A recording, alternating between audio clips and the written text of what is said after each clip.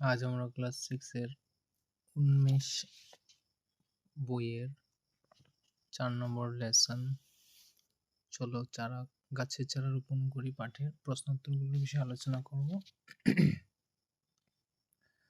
চলো চারা গাছ রোপণ করি।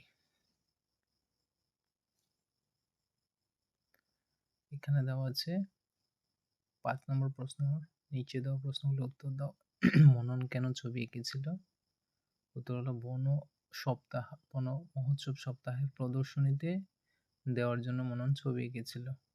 খ নম্বর প্রশ্নটা হলো গাছ আমাদের কি কি দেয় বলে মনন বলেছিল? গাছ আমাদের ফুল দেয়, ফল দেয়, এমনকি ছায়াও দেয়। আকাশে যে ছবিটি এঁকেছিল সেখানে লাল রং দিয়ে কি বোঝানোর চেষ্টা করেছিল? আকাশে যে ছবিটি এঁকেছিল সেখানে লাল রং দিয়ে কেটে ফেলা গাছটির বুক চিরে রক্ত গড়িয়ে পড়ছে বোঝানোর চেষ্টা করেছিল। ঘ নম্বর প্রশ্ন হলো বন মহোৎসব সপ্তাহের সমাপ্তি সভা কোথায় অনুষ্ঠিত হবে? জেলা গ্রন্থাগারে বন মহোৎসব সপ্তাহের সমাপ্তি সভা অনুষ্ঠিত হবে। তারপর প্রশ্ন হলো 9 নম্বর, পবন কাকাবাবু মননদের কি খাওয়াবেন বলেছিলেন? পবন কাকাবাবু মননদের ছোলা আর নারকেল খাওয়াবেন বলেছিলেন।